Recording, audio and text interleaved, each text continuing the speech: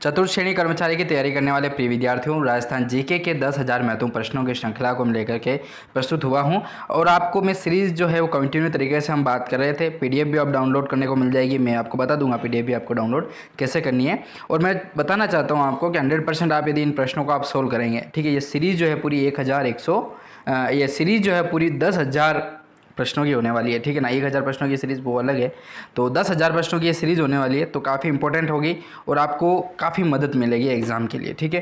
तो चलिए शुरू करते हैं। 1100 क्वेश्चन जो है इससे पहले वाले वीडियो में हमने बात किए थे। अब यहाँ से हम कंटिन्यू तरीके से आगे बढ़ते हैं और 101 नंबर वाले प्रश्न की ओर बढ़ते हैं। 1101 प्रश्न। चलिए प्रश्न आता है आपका कि अकबर द्वारा राणा प्रताप को भेजे गए दूत कौन कौन से थे दोस्तों। क्रमशः आपको बताने हैं कि अकबर के द्वारा जो राणा प्रताप को मनाने के लिए, ठीक है, जो दूत भेजे जाते हैं वो कौन कौन से हैं। तो 4 दूत थे दोस्तों, जिनमें पहला नाम आता है जलाल खां का, दूसरा है मान सिंह। एक मान सिंह महाराणा प्रताप की सेना में भी था और दूसरा था अकबर की सेना में भी। तीसरा नाम है भगवंत दास का और चौथा नाम आता है टोडरमल का, ठीक है। तो ये 4 नाम जो है महत्वपूर्ण है। महाराजा जो अपने महाराणा प्रताप है उनको मनाने के लिए अकबर ने दूत भेजे थे, ठीक है, समझौते के लिए। वो दूत थे, एक तो जलाल खां, मान सिंह, भगवंत दास और टोडरमल, ठीक है।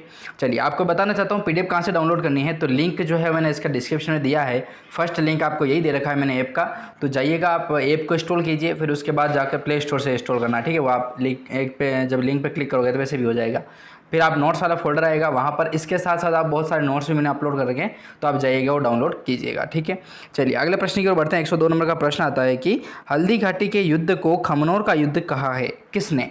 तो अबुल फजल के द्वारा ये कहा गया है। हल्दी घाटी के युद्ध को जो खमनोर का युद्ध कहा है वो अबुल फजल के द्वारा कहा गया है, हल्दी घाटी युद्ध को, ठीक है, खमनोर का युद्ध। चलिए 1103वां प्रश्न है कि कर्नल टोड ने मेवाड़ का जो मैराथन युद्ध कहा है वो कहा है दिवेर के युद्ध को, ठीक है। दिवेर के युद्ध को कहा है कर्नल टोड ने मेवाड़ का मैराथन। फिर प्रश्न है कि कर्नल टोड ने राठौड़ों का यूलिसेस किसे कहा है दोस्तों। काफ़ी महत्वपूर्ण प्रश्न है कि कर्नल टोड के द्वारा राठौड़ों को यूलिसेस जो कहा गया है वो किसको कहा गया है। तो दुर्गादास राठौड़ को कहा जाता है, ठीक है। दुर्गादास राठौड़ को कर्नल टोड ने जो है वो राठौड़ों को यूलिसेस कहा है, ठीक है।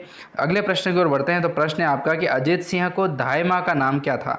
अजीत सिंह जो थे उनकी दाई माँ का नाम क्या था दोस्तों। तो गोरा दाई माँ, ठीक है, गोरा दाई माँ। अगला प्रश्न है कि मुट्ठी भर बाजरे के लिए दिल्ली का बादशाह खो देता, यह शब्द शेरशाह सूरी ने किस युद्ध के बाद कहे थे दोस्तों, ठीक है। काफ़ी महत्वपूर्ण है। गिरी सुमेल का जब युद्ध होता है ना, तो भाई साहब इनकी क्या ही क्या है वो हो जाती है, हाथ में आ जाती है, ठीक है।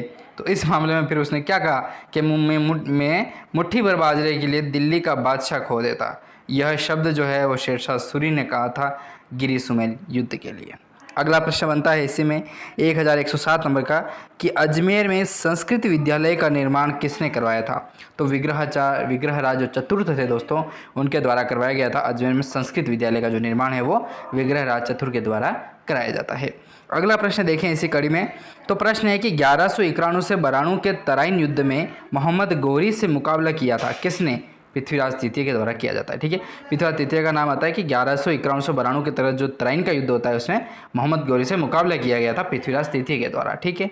चलिए इसी कड़ी में अगला प्रश्न देखें, महत्वपूर्ण है 1109 नंबर का कि प्रश्न बनता है कि विग्रहराज चतुर्थ ने जो किस नाटक की रचना की थी दोस्तों। तो हरिकेली का नाम आता है, ठीक है। काफ़ी इंपॉर्टेंट प्रश्न है कि विग्रहराज जो चतुर्थ थे उनके द्वारा एक नाटक की रचना की जाती है जिसका नाम था हरिकेली का नाटक। अगला प्रश्न देखें। तो अगला प्रश्न बनता है कि किसका काल चौहान वंश का स्वर्ण युग कहलाता है। तो बिसलदेव का कहलाता है, ठीक है। बिसलदेव काफ़ी महत्वपूर्ण है कि किसका काल जो है वो चौहान वंश का स्वर्ण युग कहलाता है, तो बिसलदेव।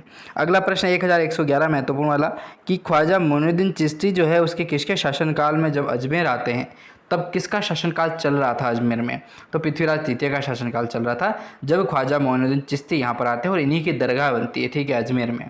आपको पता ही है जो सांप्रदायिक सद्भावना के नाम मात्र की लगा करके इन्होंने बहुत ही बड़ा नाम दे दिया उसको, ठीक है, जबकि ऐसा कोई मामला होना नहीं चाहिए। अगला प्रश्न देखें। तो प्रश्न है कि रणथंभौर में चौहान वंश की स्थापना किसके द्वारा की जाती है।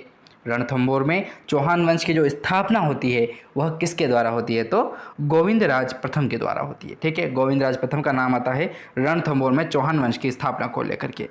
फिर प्रश्न है कि 1301 में अलाउद्दीन खिलजी के आक्रमण के समय रणथंभौर का शासक कौन था दोस्तों? ठीक है, तो वो थे अपने हमीर देव। और मैं आपको बताना चाहता हूँ, इससे पहले जो प्रश्न बना था जो 1301 से संबंधित था और वो चित्तौड़ लिख रखा था वहाँ पर, ठीक है ना, इससे बताया होगा, जो आपने इससे पहले वाला वीडियो जिसने देखा होगा उनको पता है क्लियरली।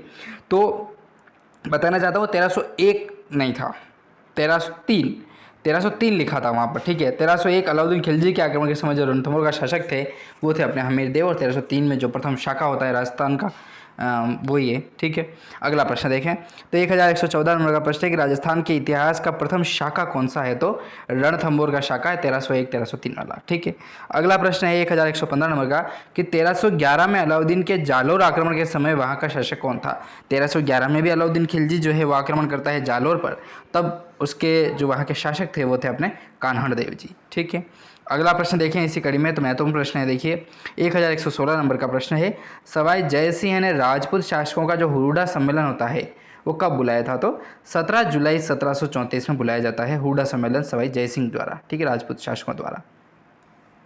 1117 नंबर का प्रश्न, पुरंदर की संधि किन किन के मध्य हुई थी? तो शिवाजी और सवाई जयसिंह के मध्य होती है पुरंदर की संधि। जयपुर को गुलाबी रंग से रंगवाया था किसने? तो राम सिंह द्वितीय के द्वारा रंगवाया जाता है गुलाबी रंग को। ठीक है, जयपुर को गुलाबी रंग में।